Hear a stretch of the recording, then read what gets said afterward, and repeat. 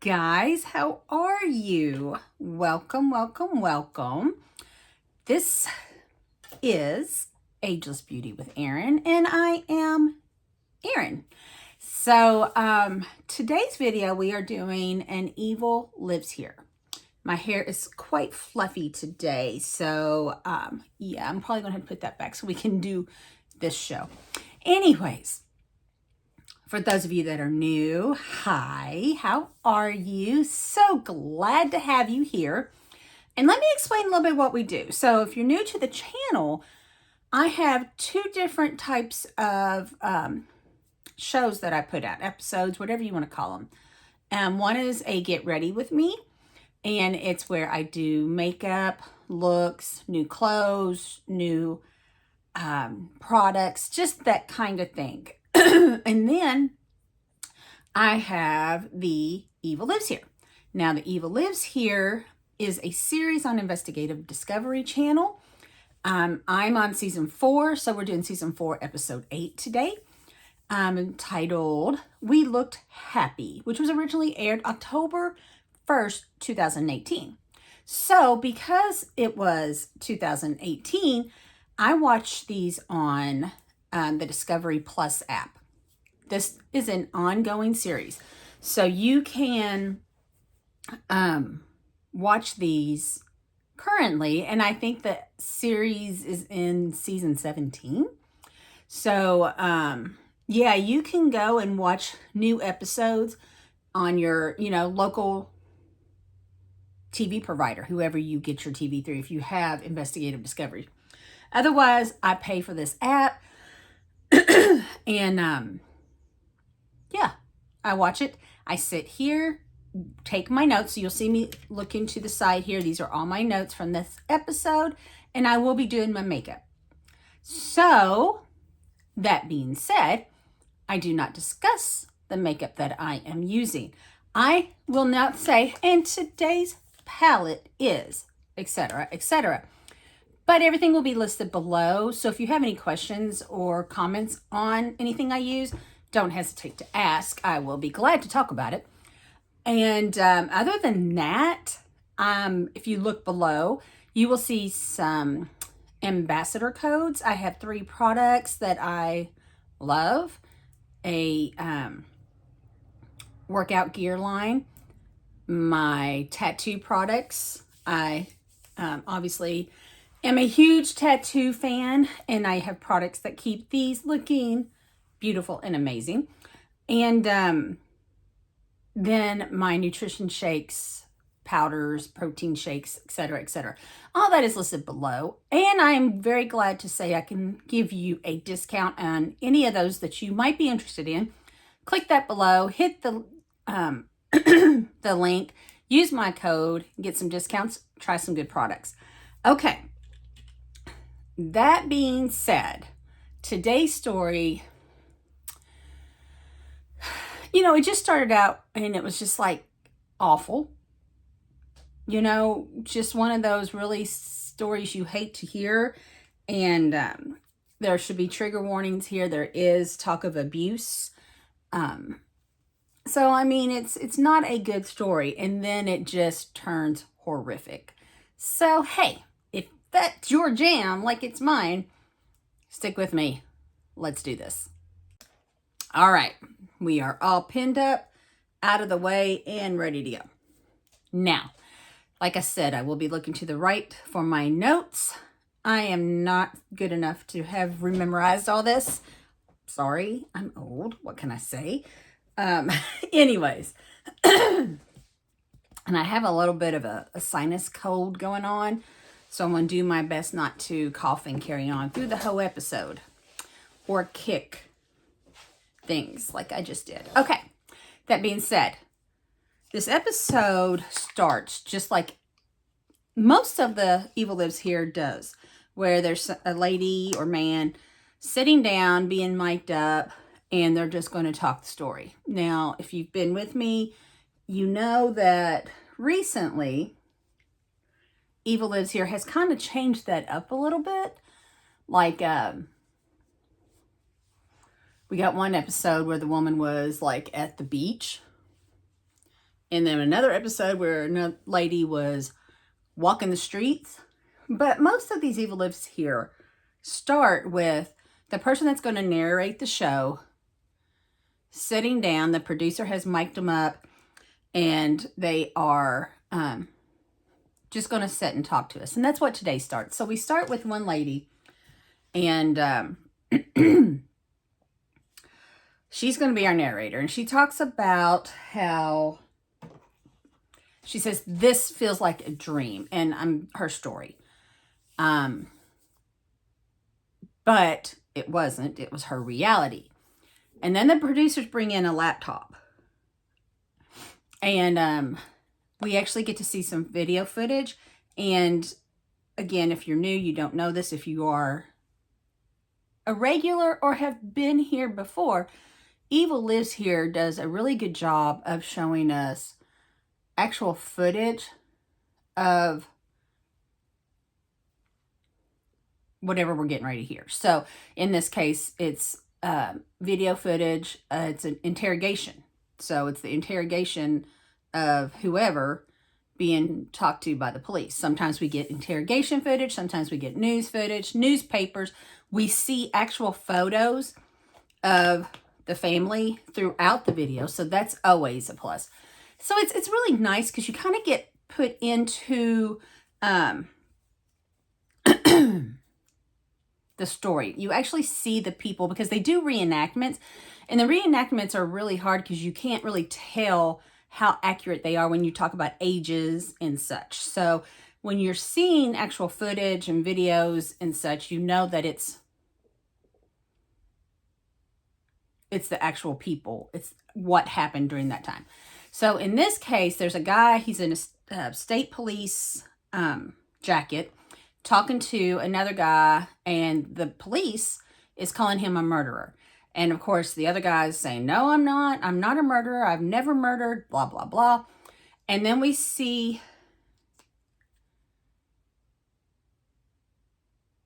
a picture, and it's a family picture, you could tell, it's of the lady that's talking to us, the narrator, and the guy that is currently being interrogated. And she says that she knows how close she came to Evil because she slept with him every night. Now, there's another lady just kind of popped up, and she's younger.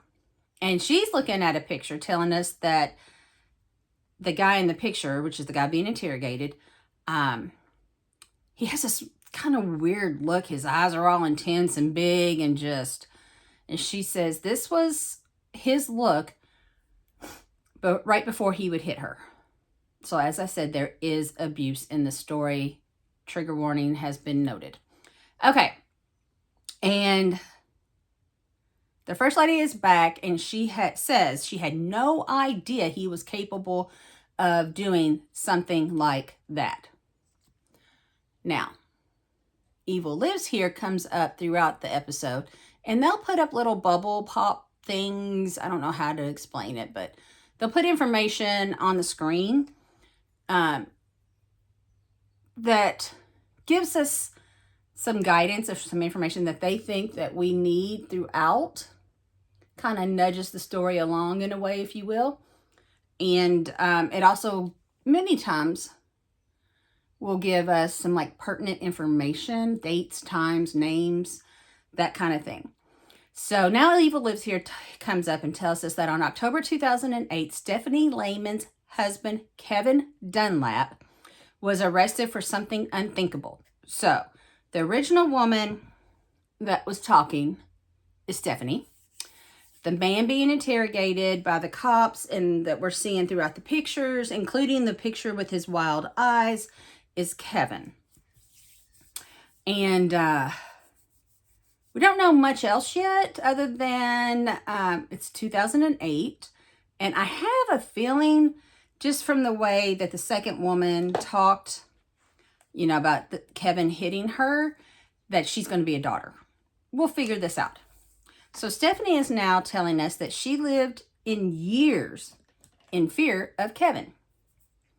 And he always made it a point to tell her how easy it would be for him to kill her at any time. Any given moment, he could kill her. Pleasant man, isn't he? she says she wishes he was dead, and she wishes she had killed him. And I'm like, that's a huge statement to be saying, like, on national television, right? I mean, okay. I was like, wow, not many people get on national television and say, I wish he was dead. I wish I killed him. Anyways, now we're seeing more pictures, and Stephanie, who Evil Lives Here does tell us is his ex-wife. So she has divorced him at this point, 2018. And it's saying, she's looking at pictures, and it's of her senior prom. So they started dating when she was still in high school, and he was a little bit older. I don't really know if it tells us how much older he was than her, but she was a senior in high school. And she says that she really likes that picture because it reminds her of a better time, that they at one point were happy. So then she says that she was born and raised in Hopkinsville, Kentucky, which is one, they usually don't tell us where they're from. I don't know why. I've always kind of questioned why we never hear where they're from. So this is the first time I can remember the person saying a certain location that she was born and raised. And two, I'm in Kentucky, but I'm not nowhere close to Hopkinsville. It's like almost 3 hours from where I live. But that could also be why the name Kevin Dunlap sounded familiar to me. Now, knowing what I know now, having actually, at the point here when I make this note, and I'm talking about how it's almost 3 hours for me, they're closer to actual Nashville, Tennessee than they are where I'm at in Kentucky. And I'm like saying here that,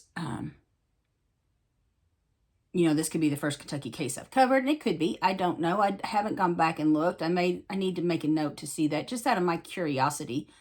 Actually has no bearing to the story, but knowing what I know now, I'm kind of getting off track here. I don't know why his name sounded familiar, because I was not familiar with this case. So, anyways, as I am watching this and taking my notes, I'm hearing it for the first time. But, the name and horrific events probably tricked its way over towards central Kentucky where I'm at. And that's probably why it was a little bit familiar, but I didn't know the story. Okay, I digress. Anyways, back to the story. And she's telling us that, she's from Hopkinsville, and she met Kevin through some neighbors of her parents, which kind of thought that was a weird way of saying that. I mean, isn't she living with her parents at this point? I don't know. It's never truly fully stated. But they met him through mutual friends of a neighbor of her parents. I mean, could we get more complicated? Probably. So, she was still in high school, so she was still real young. And apparently they got married young. So, the reason I say that is because they dated for 9 months and then got married. And then she says that she had a 3-month-old daughter, Brooke, when she met Kevin. So a couple things. She was very young when she had her daughter. She wasn't with Kevin very long before they got married. And they told us Brooke's name. And I hate that. If you know me, if you've watched me, you know that whenever they give their names, I'm always, I guess, trepidation. Is that how you say that? I don't know. Anyways, it's never a good thing in my mind. And then the historical value or historical whatever of the show, it's never been a good thing when they give names. Anyways, yeah, it worried me. But she says that she thought Kevin was kind and gentle, end quote. And he treated Brooke as his own. And that, you know, as a young mother with a young child, finding someone that treats their child good, I'm sure went a long way in her feelings to this guy, right? So now we see a picture. It's Kevin, Stephanie, and Brooke. Brooke's a baby. And she said that was their first family picture. So looking at it, she's saying, it's hard to believe this was the same man. She's really doing a good job and trying to do a good job of stating he was not the person that he was at the end of the story. And I get that. I mean, we all change, and she's saying this dude changed for the worst. Anyways, so she said they had their first child together a year and a half into their marriage, and they eventually had a second child together. And they don't talk a lot about these two children. I know they're boys. I do know their names. One of them's mentioned more than the other. But she says that she had high hopes of having a good marriage. She was so in love with Kevin and could not see what he would turn into. So again, she's specifying that she had no idea that he could turn into basically a monster. I don't know if she's doing that because she like blamed herself, but I don't know. People probably they're awful. So they probably did blame her partly for what happens. I don't know. I do not blame her for what someone else decides to do. I wouldn't blame anybody for someone else's actions, right? Might be. Anyways, that's a whole nother story because you can get into mommy and daddy issues, but that's not the case here. So we're just not even going to talk about it. Okay, anyways, so Evil Lives Here tells us again, Stephanie never imagined evil was lurking inside her husband, but there had been signs. If you know, you know. That's all I will say about that. So, Stephanie tells us at the beginning of their marriage, everything was normal. But over time, and it doesn't say exactly how long, and maybe it's not something that happened to be measured. So you can't say a week later, after we got married, he started doing blah, blah, or a week after the kids were born, or the boys were born, or it just says over time, he started.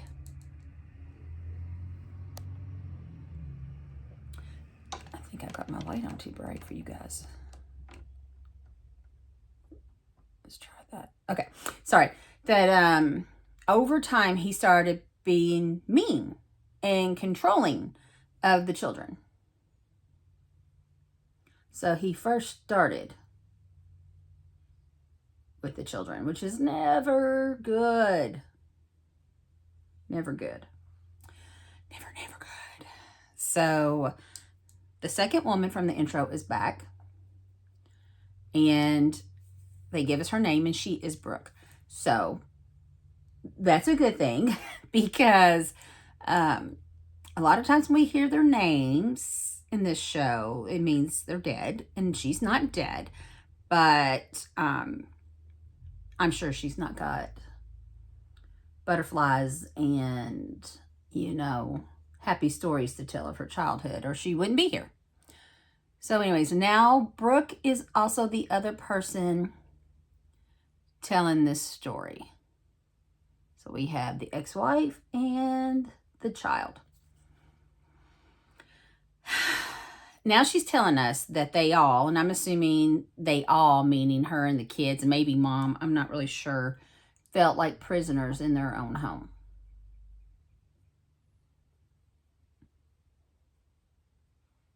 Okay. Stephanie's back, and she's telling us a story that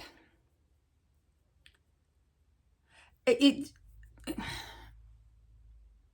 awful in the simplicity of it, meaning I truly, as a parent or as a human being, truthfully, do not understand what set Kevin off here. But Stephanie's telling us a story. They are at the dinner table having dinner. And Brooke wasn't holding her spoon right. So, I don't know. And Kevin was mad about this. So he kept telling her to hold it right, to do this, you know, whatever. And she kept trying. She kept getting it wrong. He kept hitting her.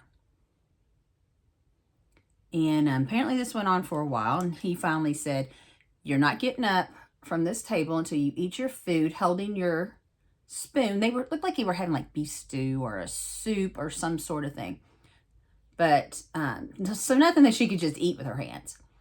But she couldn't get up until she ate all her food holding her spoon correctly. And then he got up and left. Stephanie says that Brooke sat there for hours. And she didn't eat. She didn't even try to eat. And eventually when Kevin went and took a shower, Stephanie said, I threw her food out, told her just to tell her dad she ate it and not to ever mention it, right? She said that she knew that there would be hell to pay if Kevin found out she threw away that food and helped her. But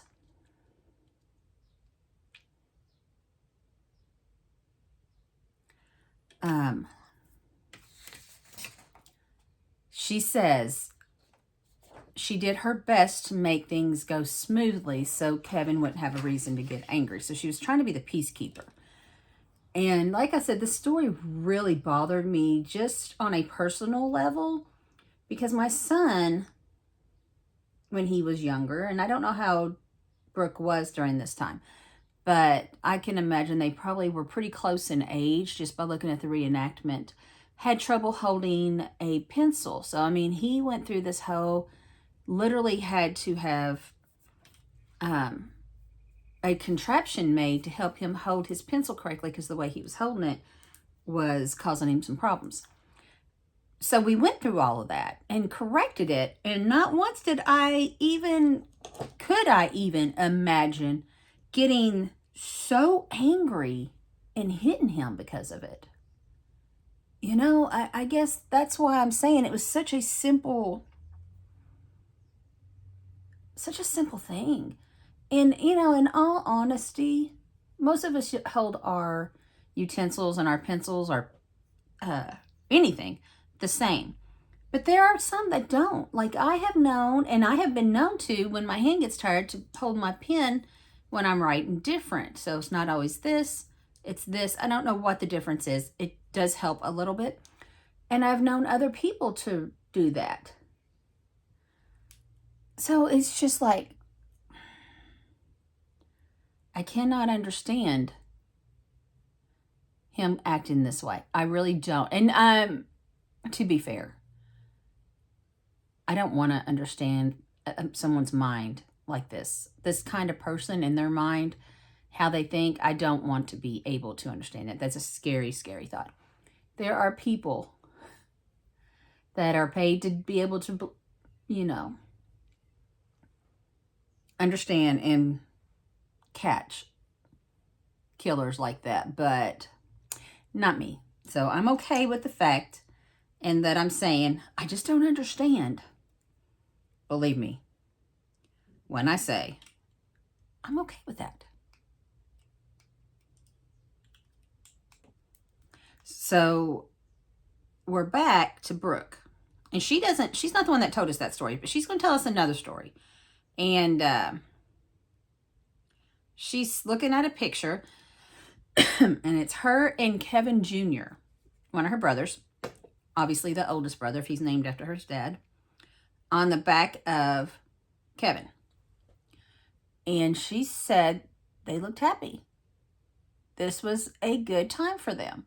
She said this was a time when games was still fun, because eventually they wouldn't be fun for anybody. Kevin just had kind of like a warped sense of humor.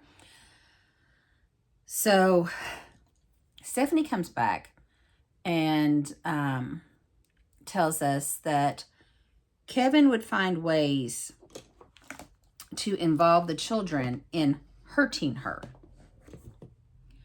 And she tells us this story. I'm trying to decide what I want to use.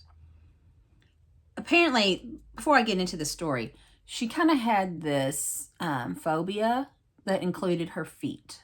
Stephanie. She didn't want anybody touching her feet. They made her uncomfortable when her feet were touched or anything was on it. This was a known fact within the family, within friends. She said, yeah, people really didn't understand and kind of, I don't know, belittled her, I guess, about it because they thought, she was just over-exaggerating. And it couldn't be that bad, right? But, everybody's phobias are different. Please don't ask me what mine are.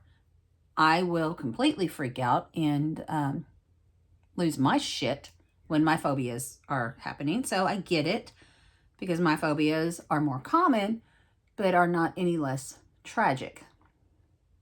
And I mean, when I'm going to tell the story, I just want you to know that when Stephanie was telling the story on TV, she was in tears. Like, it was still traumatic to her to this day. And it probably won't sound that bad, but anyways, Kevin, got the kids together and told them, let's go attack mommy and tickle her feet. And, so, of course, the kids were like, yeah. And Kevin actually held Stephanie down while the kids got her feet. And Stephanie says, I begged and pleaded and asked them, please stop, please stop, please stop. And they didn't. They didn't stop until Kevin was done. He was just like, okay. And he got up and left and acted like nothing had happened. And Brooke comes back. And she's saying in this instance, she knew mom was angry. She knew she was uncomfortable. She was crying. She wasn't, whatever. But they didn't stop tickling her because that's what their dad told them to do. And they knew the consequences of not doing what dad told them to do. And she makes a statement. She said, we always did what dad told us to do or especially over mom. We always did what dad said over mom because dad's consequences were a lot worse than mom's. So like I said, the story doesn't seem like it's that awful, but him knowing the effect that it would have on Stephanie and how she would react and making the kids be the one to do it while he held her down and she couldn't get up or fight or get them off of her. Yeah. There was a lot of the mental abuse going on as well as physical.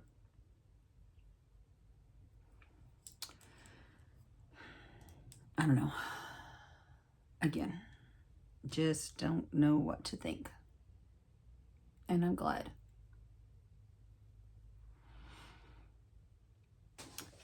Stephanie says that she 100% truly believes that Kevin found joy in finding her weaknesses and hurting her. And then Evil Lives Here tells us that Kevin's controlling behavior worsened, and then so did his violent temper, which is never good, right? So Brooke and Stephanie now tell us, and they're never on the screen at the same time. I'm sorry, I'm kicking things again. Which is, I don't know if I consider it odd. I kind of do, because in a lot of cases when two people are telling a story, they might not be telling it at the same time, but at the end they usually get together to talk, and that never happened. And I only mention it because I wonder if there's some tensions between mom and daughter, but it's never said. one way or the other, but I would have thought they'd be together at one point. Anyways, that's just me. Stephanie tells us, Brooke and Stephanie now tell us a story of one day Kevin come home from work, and Brooke was like, you know, he seemed like he was already in a bad mood. So when he asked me where Mom was, I told him she's upstairs taking a nap. And that really set Kevin off. And he angrily went up the stairs to their room. And Stephanie says that she was taking a nap. She never heard him come in, never heard anything until he's grabbing her. He's yelling at her, grabbing her by the hair, and pulling her out of the bed. Excuse me. And he's angry, like violently angry, yelling at her. And the reenactment kept saying, what have I said about taking naps, blah, blah, blah. So I guess he's mad because she's taking a nap. It's never fully stated, but that's my thought process on that. So anyways, he's yanking her around, pushing her out the door, her bedroom door, and up against a wall where she hits her head pretty hard. And she's crying. She's begging him to stop. And of course, the age, oh, stop crying, I'll give you something to cry about. Gotta love that. He was physically hurting her. And she kept asking him, stop, stop, stop, stop, stop. You know, I'm sorry, blah, blah, blah. And he doesn't. And eventually, he gets her downstairs and pulls her outside the front door into the yard. Now, Stephanie said all this time she was fighting, trying to get loose and couldn't. And she really wasn't 100% sure what agitated him. But she kept apologizing over and over and over for it. But she says that once he got her outside, she felt safe. Because he did care what the neighbors thought. He would not hurt her in front of the neighbors, and she was aware of that. So when they got outside, she felt safer. But she said, you know, she was confused about the whole thing. And she just kept apologizing, trying to placate him, tried to get through the situation without harm.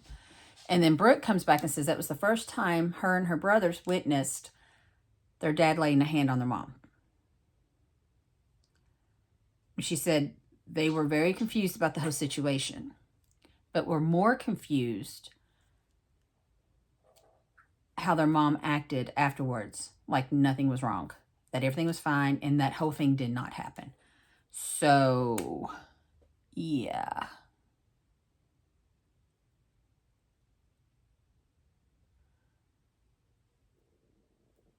I got something all over this. So now Stephanie tells that after that situation, that occurrence, Kevin began hitting her and holding her down more often, bruising her in areas that no one would see. Typical abusive behavior, like he was going to hit her in her stomach and just places that could be covered with clothing.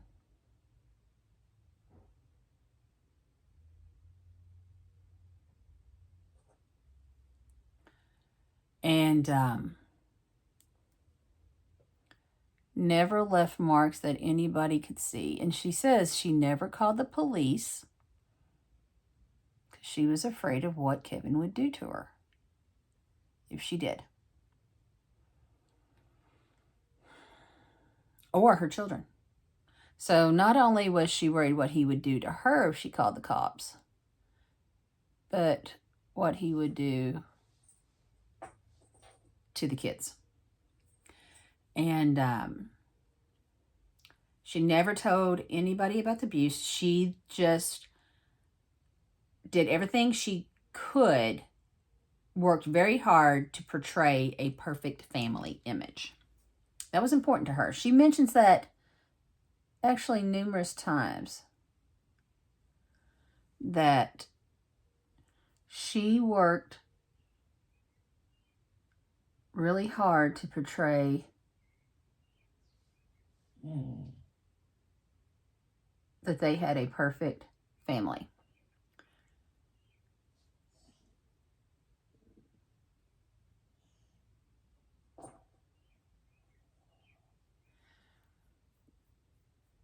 And Brooke tells us that their dad was just angry all the time now. He didn't care.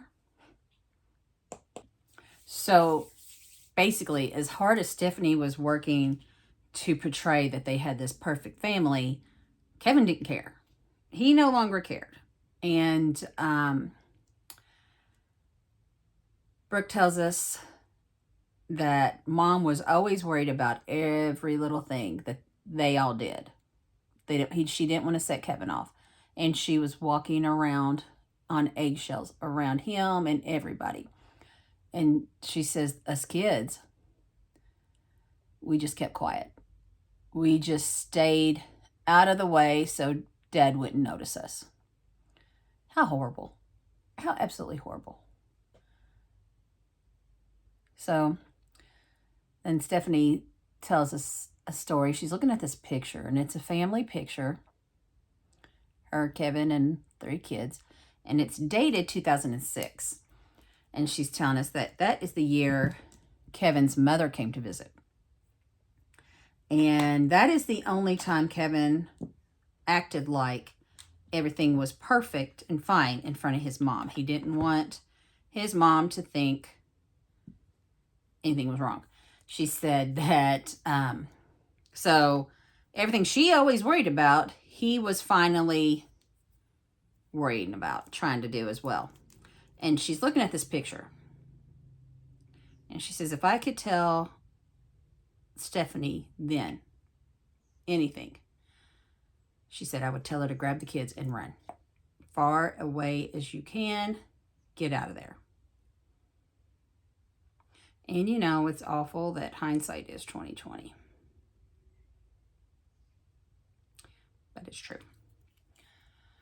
So Stephanie says that she had a plan.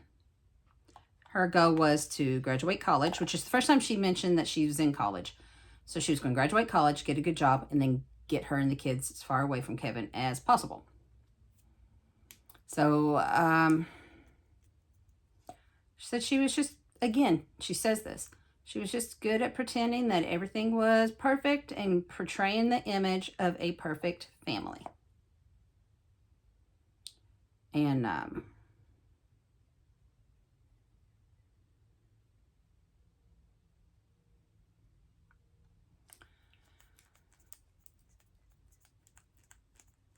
over the years,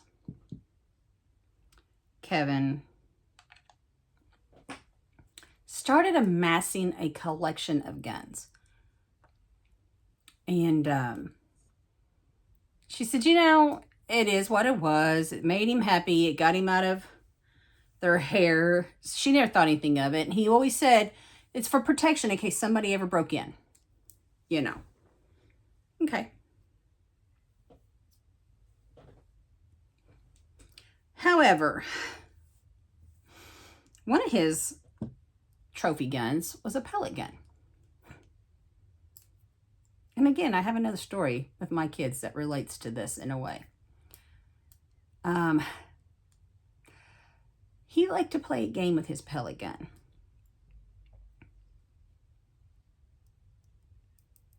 And as Brooke has said, his games were never fun for them, just Kevin. And in this case, so Brooke and her brother, Kevin Jr., were in the living room watching TV or something. And Dad got it in his great idea that he was going to use them for target practice. And started shooting his kids with a pellet gun. And she says that they ran from him and yelled, and kept telling him it was hurting when they were getting hit, and he didn't care. He had no care in the world that it hurt them. He was having fun, you know. This was a game for him. And it really just did not matter. The kids did not want to play. And like all his games, he did it until he was done. It didn't matter that nobody else wanted to play, or that nobody else thought it was fun or funny or any of the things. He did it until he was satisfied, and then he would get up and walk away. And Brooke tells us that she never told her mom.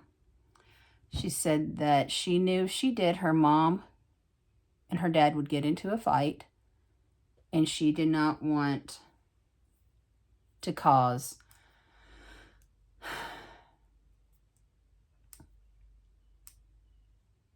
a fight between her mom and dad. And she said all the kids wanted was peace.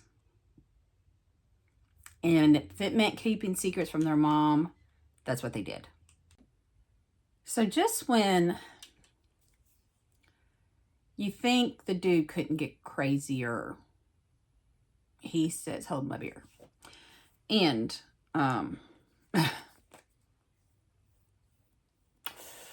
Stephanie tells us a story that at Halloween, you know, when they hand out candy, she always bought a specific bag of Kevin's favorite candies to keep at the house for him. She says one day, I don't even know if she was just not thinking or whatever, but she ate a piece of his candy. I don't know. Maybe she didn't think it would be that big of a deal. I don't know. But when he come home from work, and literally she said she ate a piece of candy, he noticed. And at that point, so the reenactment, again, you don't know how accurate these are, but the reenactment shows a bowl full of candy. So I don't know, was it a bowl of candy? Did he literally count how many pieces of candy he had?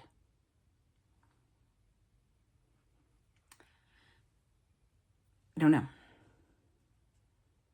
None of it made sense to me. So he goes ballistic over this piece of candy. And he's yelling and asking her, who ate my candy? Who ate my candy? And she's like, you know, I didn't want him to blame the kids. So she's like, I ate the candy. She confessed. So seriously, shouldn't have been that big of a deal, right?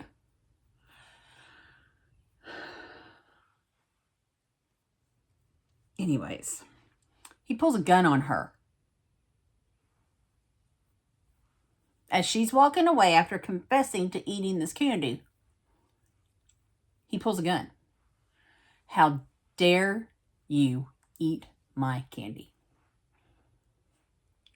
And I'm just going to say, this dude went from 0 to 1,000 over stupid little shit. And not only that, but his reactions were just crazy. Pulling a gun? I cannot truly imagine how awful it would have been living in that house. So anyways, he had this gun pointed at her. And because she ate his candy.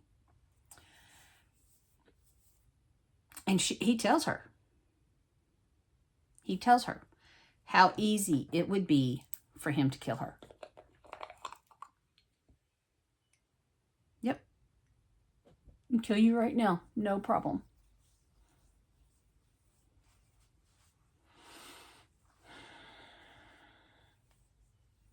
So, of course, she started crying.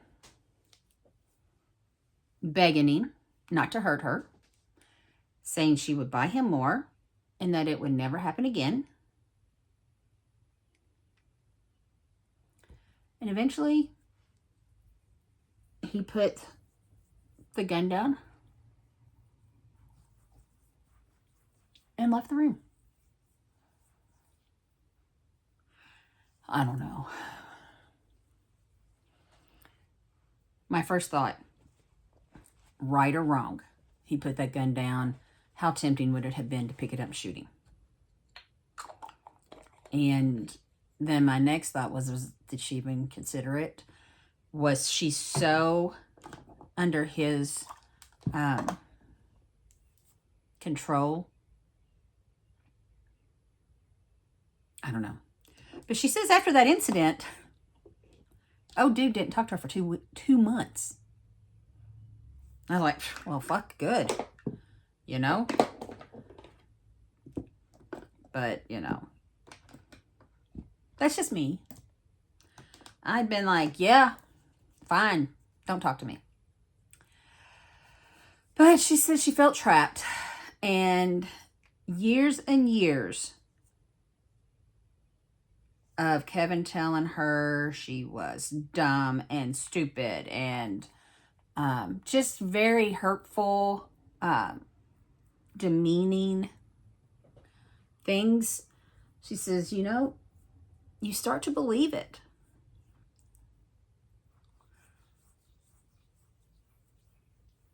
So,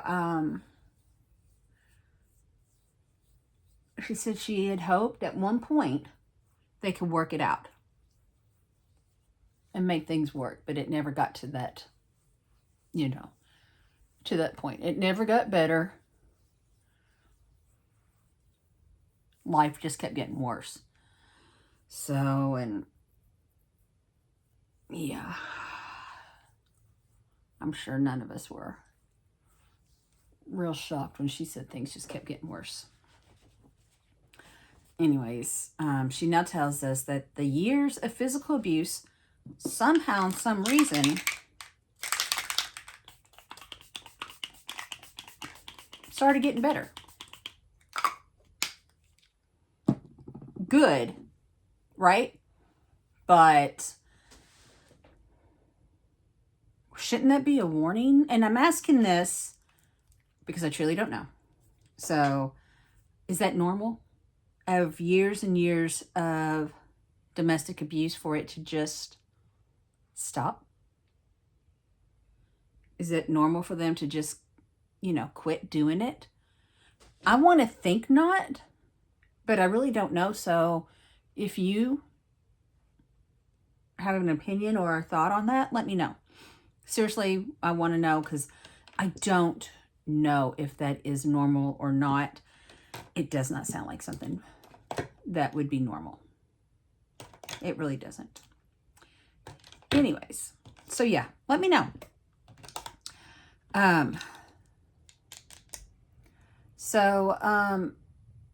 She says that she noticed that Kevin started sleeping less and spending more time in his man cave. And so she says that they had a room above the garage that he converted into his man cave. She says she didn't know what he did up there. And he would spend more and more time up there, and even to the point where he wouldn't even eat supper with the family. And he would come home from work and go straight to his room. And then there would be days, she said days, that he wouldn't even come down and go to his bed at night. And I'm sure in many ways that was not a problem to her. But anyways, she says that he could leave and she would never know because he could exit or come and go through the garage entrance. So I am highly curious what he did in the garage. And unfortunately, it's really never mentioned. Other than him being in that man cave and spending his time in there like that, and it becoming kind of a normal thing for him. It's never mentioned what he did up there. I wish they would have told us. My imagination is not a pretty place. We got some work to do. Okay. Anyway, so she said it worried her a bit, you know, about him spending so much time up there, not coming to the family, eating or sleeping. But it didn't necessarily bother her, you know, because she wasn't having to deal with him or the kids. I mean, they probably felt free for the first time ever in some of their cases. But, yeah, she said it worried her, but it didn't bother her, and she didn't ask. And she was okay with him not paying a lot of attention to them and doing his thing. I mean, basically, it was a relief.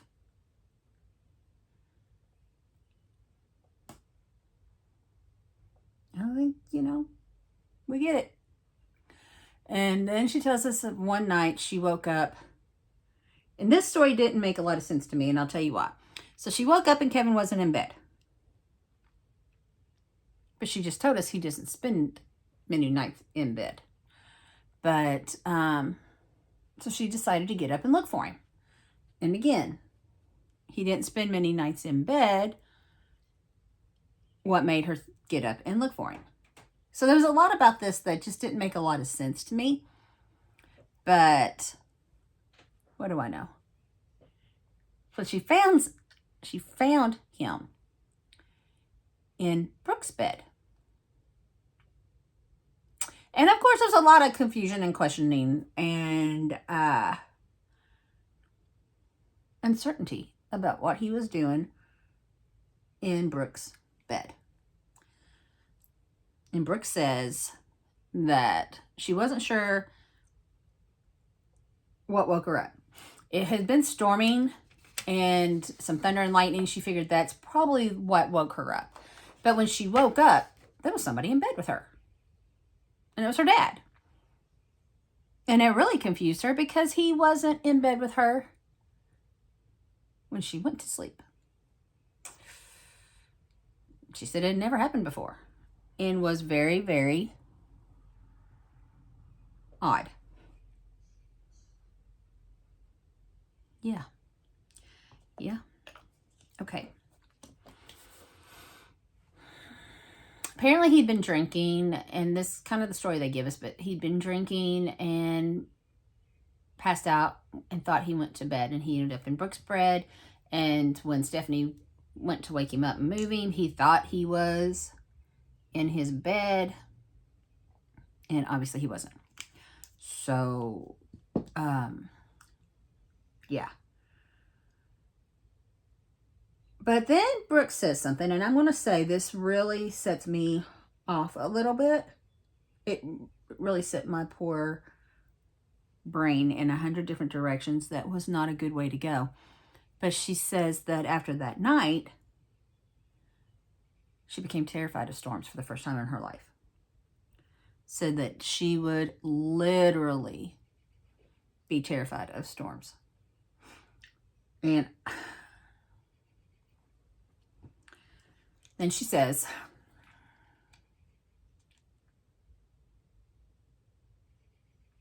she wonders if he did something to her and she just closed it off so she would never have to think about it. And that's why storms set her off so much.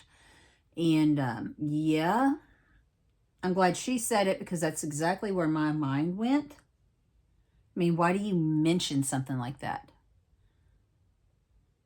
But nothing is ever explicitly said.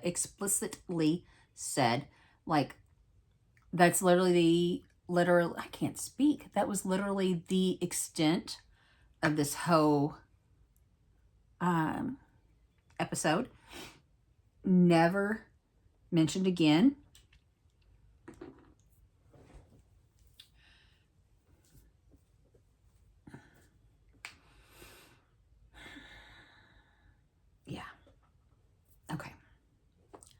moving on.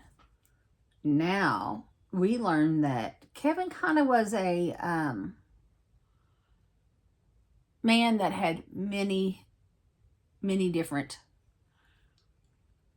jobs. But we'll focus on the one that is relevant to the story. And that was, he was a satellite dish installer. He worked for one of those big companies that go to your house and set it up, blah, blah, blah. Especially back in the day. It's not so much a thing now, but early 2000s, satellite was really becoming the thing. And that's what he did for a living. And he would get a job, or he would get up, and it'd be like 9 p.m., get dressed, and leave the house to go to work. And she would question him, and of course he would throw the house. Somebody's got to work in this family and pay the bills and blah, blah, blah. But she said, you know, I'm not an idiot. I know you don't go and install satellite dishes at that hour. She said, but I let him believe that I thought he was telling the truth. She says, but I really thought he was having an affair. Which would be literally the most logical thought, I would think. Yeah. I mean, that makes sense to me. That she thought he was having an affair. I would have too. I did. And it never really explicitly tells us where he goes. And she even says she never knew where he went for the extended period that he would leave. That's why she thought he was having an affair. Because he would be gone for a while. And she says she still, to this day, doesn't know what he did when he left the house during those times. So now we get another little anecdotal story. Apparently, her and the kids had gone out. Doesn't say where, but when they came home, there was blood all over the floor, everywhere. And Kevin was sitting in the living room, whatever, trying to stop his hand from bleeding. Said that it was cut very seriously, like had a lot of blood and just a really deep cut. And this story does kind of get me because it never explains the blood. It never explains this situation. So they come home and they try to wrap it and get it, but it's still bleeding. So she's got to take him to the emergency room. She said it was a no-brainer. She had to get him to the emergency room. So they're at the emergency room and the doctor comes in and asks him what happened. And he tells the doctor, which he had told Stephanie the same, he cut it working on his truck. But the doctor didn't quite believe him because the cut was very clean. It wasn't like a jagged cut. It wasn't dirty from being in a truck or anything like that. So anyways, the doctor's working on him and leaves. And then when he comes back with the cops. And Stephanie's like, Kevin was very agitated and upset when the cops showed up. And the cop was questioning him because none of them believed this happened on his truck. But Kevin was very agitated. Kevin kept, saying he cut it on his truck, whatever. And the cop was just like, calm down. We're just trying to make sure you and your family are okay, or that you didn't get into some kind of fight with somebody and get injured. But he kept saying, no, this was a I was working on my truck. So eventually the officer quit asking questions because he just kept getting more and more agitated. And apparently that was the end of it.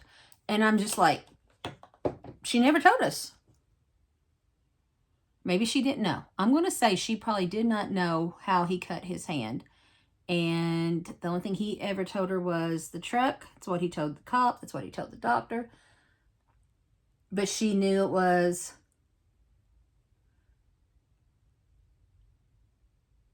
suspicious. She thought it was a little suspicious. And, but really had nothing that explained what happened. So yeah, that was the end of that story. And I thought, oh, I want a good, one of these stories to come out and have a good ending when something like that happens, because then it can prevent the story that we are here to tell. Anyways, so Evil Lives Here comes up with another little bubble of theirs and tells us that on October 15th, 2020, or 2008, tragedy struck in the neighborhood that they lived in. And Stephanie wouldn't find out about it until the next day. And now we see a news article that says 3 dead. The title of the article is 3 dead after fire.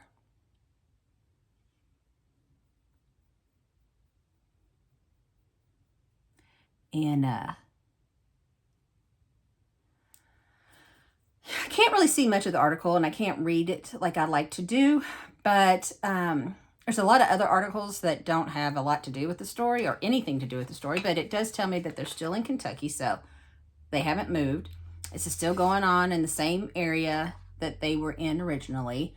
Yeah, there's just a bunch of silly articles on there. Not silly. I don't want to mean it like that because they are important, but nothing about the fire.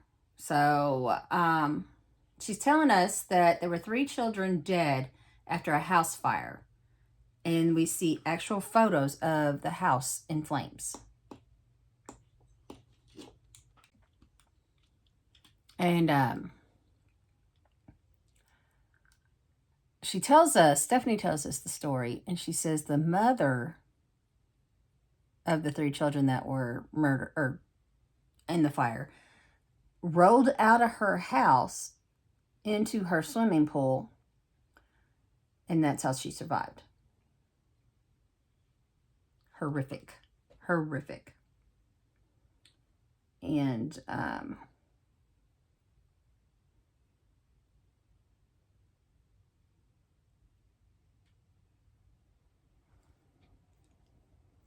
so we see another picture of the mom. Of course, she's in a weird way. I mean, she's blurred out, but you see she's bloody and has wounds. And if she was just caught in a fire and rode out and got into the water for safety, why does she have bloody wounds on her neck?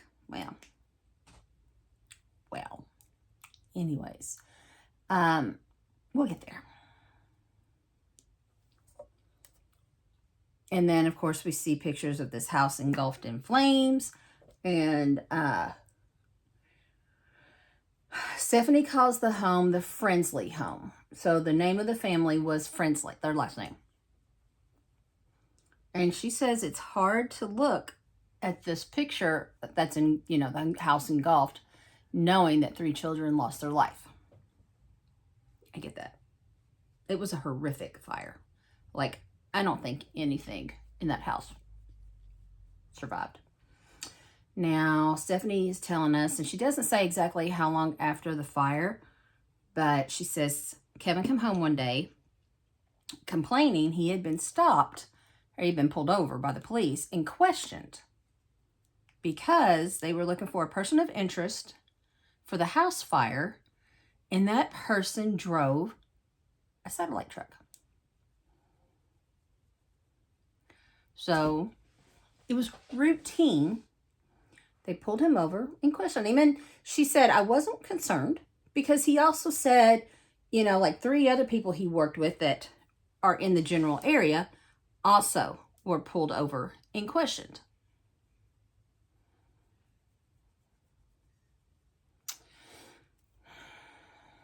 But the police were looking for someone that worked at that satellite company, and because that person had been in their work vehicle the night the fire was set, and it was a witness that saw the work vehicle. However, like I said, he told her that many other coworkers had been pulled over, so she just was like, okay, all is good. So he tells her, you know, they just asked a couple questions and then sent me on my way. No big deal. And she never thought, she says, not for a moment did I think he could be involved.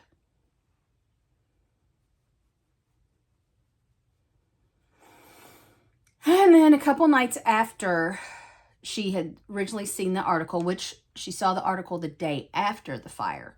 So we're probably about 3-4 days after the fire and the death of this family and children. Brooke had a couple friends over. And, you know, it was just a girls' thing. They made up the couches. They slept in the living room, popcorn, watched movies, just typical normal stuff that most of us do or have done when we were teenagers, right? Anyway, so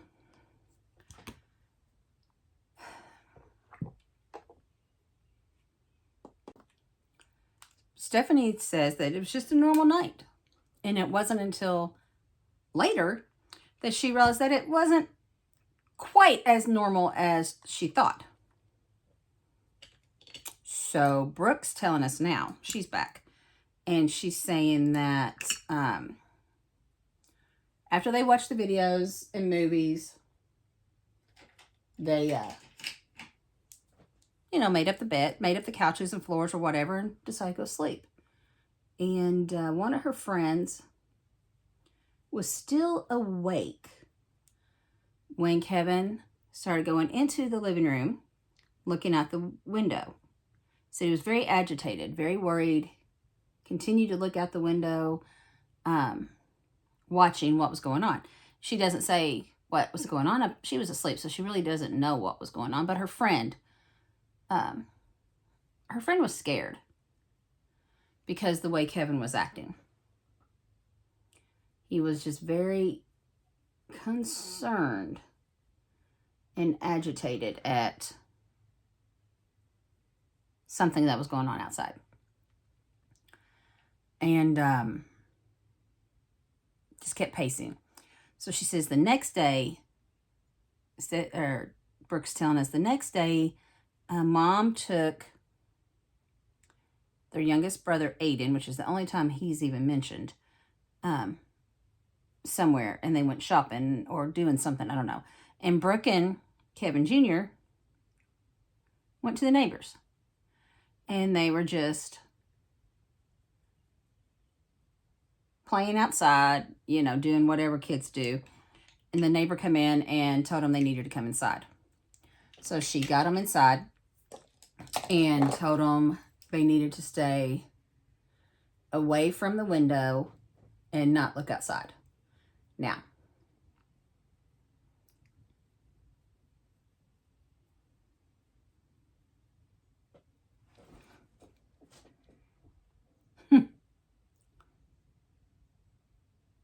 Brooke did what I would do.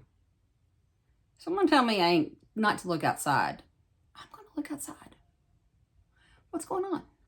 So she said she did not stay where she was supposed to, and she looked outside, and there were a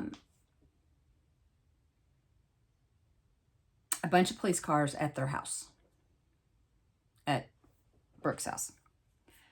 And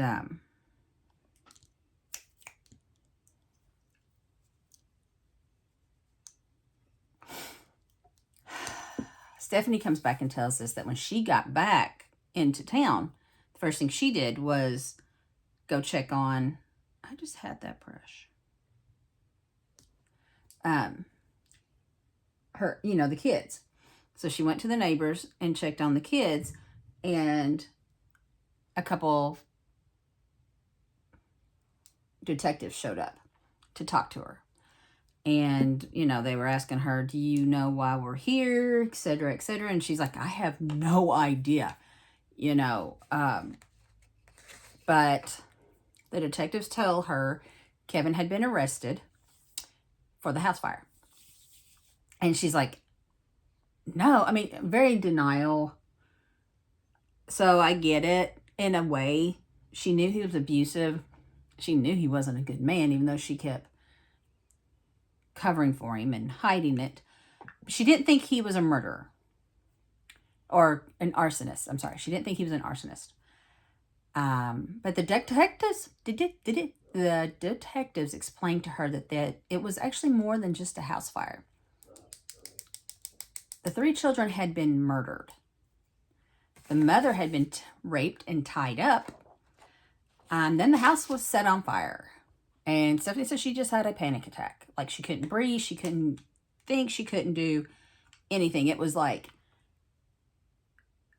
the worst case scenario of her life. And she's just like, she says, Kevin raped Christy, murdered her 3 children, and then came home and slept next to her. That was a quote. And that is horrific when you put it in terms like that. It's not a good at all. Don't get me wrong. There's nothing about this that's good. But to think he did all that and then came and slept next to her. She says that she really didn't think he could do something like that. And Eva Lives Here tells us Kevin was charged with murder, attempted murder, rape, kidnapping, and arson. So she didn't think he could do that. Somebody thought he could do that. And Kevin insisted that he was innocent. Like, through all these interrogation videos that we're seeing, he is clearly stating he is innocent. He is innocent. He wouldn't do that. He wouldn't murder anybody, whatever. And he told him, he said, I will declare my innocence until the day I die. Okay. Gotta believe in something. Stephanie says that while everyone else thought he was guilty, at first, she didn't. And she thought he only had anger for her and the children. And he couldn't or wouldn't hurt other people. Well, darling. She says that she went to visit him in jail. She wanted him to tell her that it was all a mistake and give her some kind of explanation on why they would think he did this. But he wouldn't or couldn't or whatever give her any explanation, and said that you'll get your explanation when we go to court. She says, looking back, that was his way of telling her he was guilty. She also says she had no idea why he would choose Christy and her family, why he would murder them, and why he didn't murder her and her 3 children. The similarities were astonishing, really. Other than Christy had 2 daughters and a son, Stephanie had 2 sons and a daughter.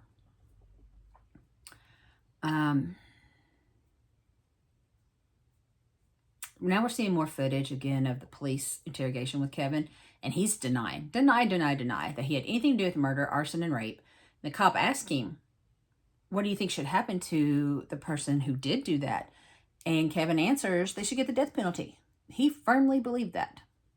End quote.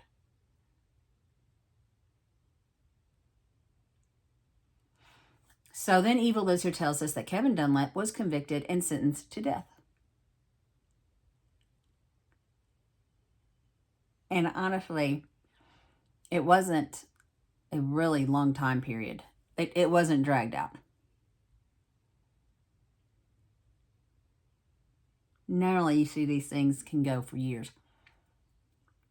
In this case, it was maybe a year and a half from what I can tell. But anyways, we're back to Brooke. And she's looking at, what is Brooke doing?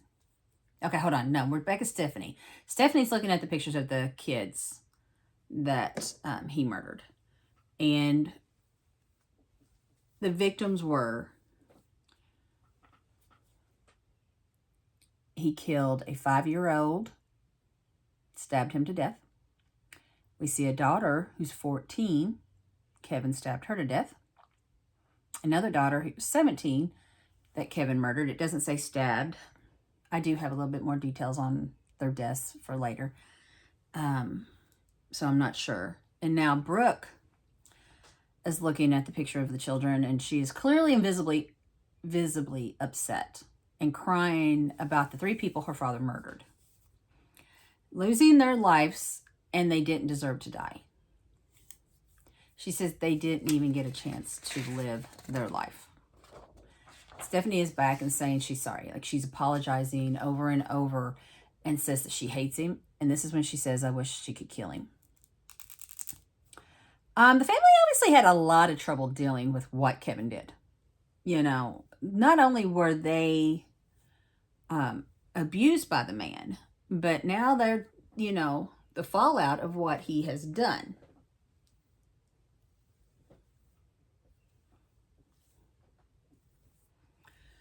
And Brooke is back talking about how she became severely depressed and closed herself off from everybody after her father was arrested. She says that she contemplated ending her life quite often when she was younger. She says during that time that Stephanie told Brooke that Kevin wasn't her biological father. So apparently Stephanie talked to Brooke's therapist, and they thought that it might be a good idea to tell Brooke that maybe it'd be a way for her to cope. And Brooke's like, oh, I was pissed. I mean, and I get that. I don't know how old she was, but she thought Kevin was her dad her whole life. She was 3 months old when Stephanie and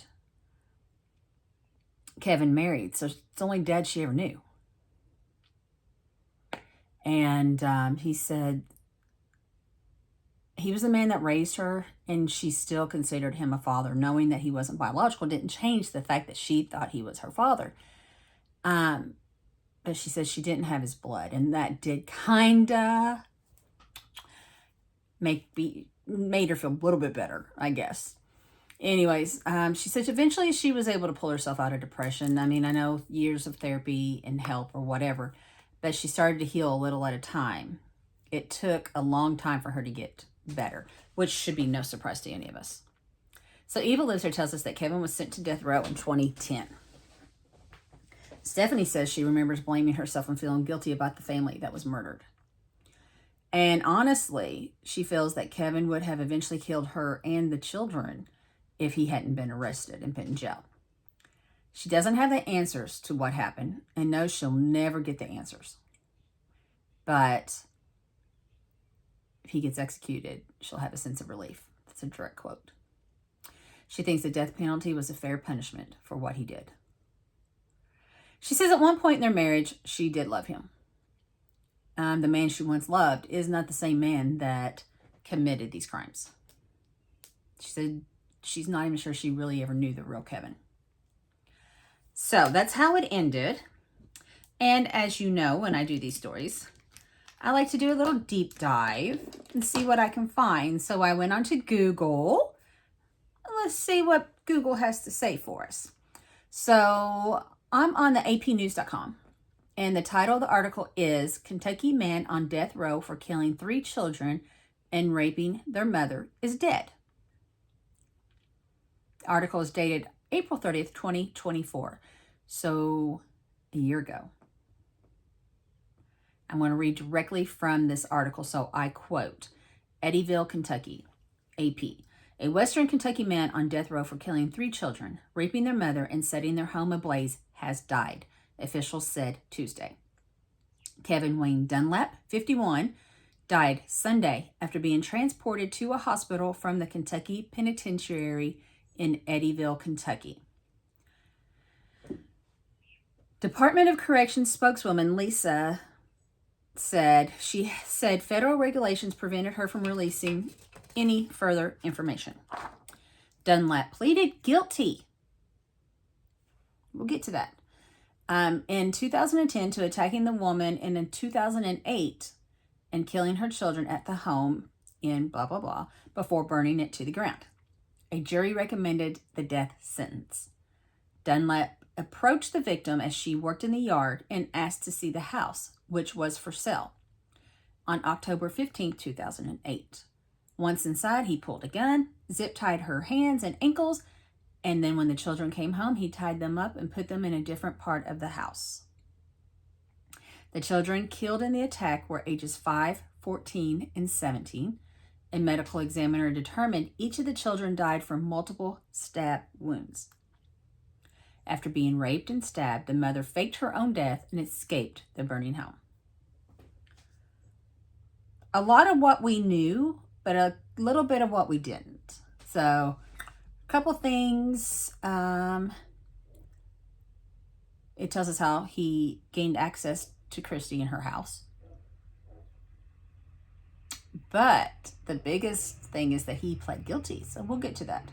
So now, continuing on, I'm on KentuckyToday.com reading an article that is titled High Profile Convicted Murderer Dies from Natural Causes in Hospital. The article dated May 1st, 2024. So we don't quite know what happened, but it's natural causes. And it states that Kevin was awaiting execution at the Kentucky State Penitentiary. He was on death row. He was transported to a hospital in Louisville, the U of L hospital, and that's where he died. I'm not sure at this point if we'll find out what he died of, because apparently it is a protected thing. It'd be like under HIPAA laws. We just know it's natural causes. Okay, now I'm on the cinemaholic.com. It's one of my favorite places to be. And the article I'm reading is titled Kevin Dunlap, Where is the Killer and Rapist Now? The article dated August 12th, 2022. So this is before his death. On the site, I learned that Kevin Wayne Dunlap of Hopkinsville, he served in the U.S. Army for 13 years. After being released from the Army, he joined and served the now defunct Hopkinsville unit of the Kentucky National Guard for 2 years. Now again, let's do another trigger warning as we go into detail of what Kevin did to the Frensley family. I understand if you need to slowly back away. And I will be quoting part of this article as well. So I quote, Kevin had approached Christy as she was working in her yard, asking to see her house that was for sale. He then reportedly pulled out a gun after entering Christy's home, tied her hands and ankles with zip ties, and shifted her to the bedroom. Shortly after, as Christy's children, Ethan, 5, Courtney, 14, and 17-year-old Kayla, returned home from school, Dunlap forced all 3 children into one bedroom. He moved on to gag them, tied Ethan with pantyhose and the 2 girls with zip ties before moving on. Dunlap then proceeded to sexually assault Christy. Afterwards, he washed her, placed her in bed, and attempted to strangle and smother her with a pillow. He then used a butter knife to stab Christy once in the left ear, twice in the lower back, before stabbing her in the neck 4 times. If you remember when I said the picture of her in the pool, she was bloody. She had like wounds all over her that were bloody. It's because she had been stabbed. He tried to cut her neck. And he was so brutal in his attack Eventually, the handle of the butter knife he was using broke and got lodged in Christy's neck. So only after Christy was able to pretend to be dead and fooled Dunlap, he left the room and proceeded towards the children. Medical records show that Ethan, the 5-year-old, was stabbed a horrific 9 times. 6 times in the back, 1 in the stomach, and twice in the chest. 1 wound penetrated his heart. Courtney was stabbed 4 times. Right side of the neck, 3 times in her chest. 1 wound penetrating her left lung. Kayla was also stabbed in the neck. Her throat was cut ear to ear. The laceration was so deep her trachea was visible. He used a serrated steak knife and whose blade broke off and was later found in Kayla's sweatshirt during the autopsy. He then poured flammable liquid on the floor of Christy's bedroom and set it on fire. Bound, mutilated, and nearly on her deathbed, Christy escaped by rolling through one of the French doors in the room and led to the pool deck. I want to say, I didn't put the details on here, but she tried to go for the kids and caught herself on fire. And at that point, she had to leave. She realized that it was too late. So she managed to roll into the pool, badly burnt, where and keep herself afloat and not drowned. She's been stabbed. She's been burnt because she tried to go back for the kids. Inhalation, smoke inhalation, the whole 9 yards. And she's in a pool for only God knows how long before the sheriff's deputy would retrieve her. The neighbors saw the fire, informed the police, and tried to save the victims.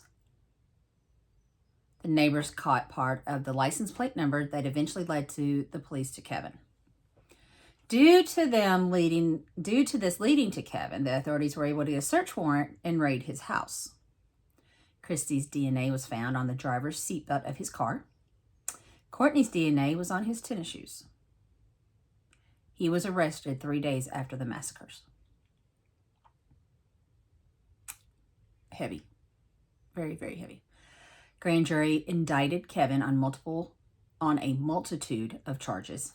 1 count each of first-degree rape, first-degree burglary, attempted murder, first-degree arson, and 3 counts each of tampering with physical evidence, capital kidnapping, and capital murder. The prosecutors sought the death penalty. 1 day before the jury selection was to begin, Dunlap changed his appeal to guilty against his advice of his legal counsel. It wouldn't look good for old Kevin, so I guess he decided just to plead guilty. He was sentenced to death, and apart from receiving 6 death penalties, his sentence additionally comprised of 3 life sentences for first-degree rape, arson, and kidnapping, and 55 years of imprisonment for attempted murder, evidence tampering, and first-degree burglary.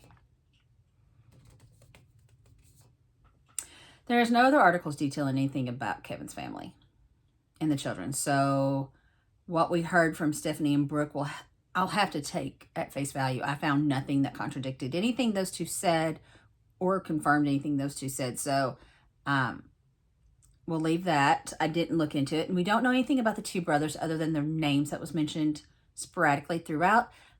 As you know, I will not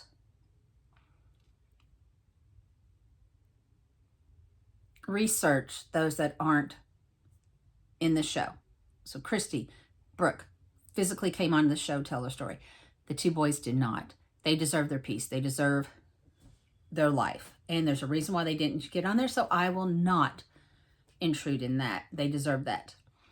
And again, I don't know what the natural causes was that killed Kevin, but the motherfucker is gone.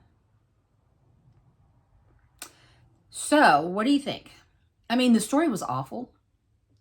Anytime you hear a story of abuse, it is awful. But then it just became horrific. He went after Christy and her 3 children, and nobody really knows why. Nobody really knows what happened, what caused it, and I agree with Christy. They were probably next. But thankfully now they can move on and live without him and not have to worry about it. So, what did you think? Let me know your thoughts. What do you think of this look? I'm loving it. I'm like, do I have to take this off? Mighty good. Anyways, don't forget to like and subscribe. And until next time, guys, goodbye.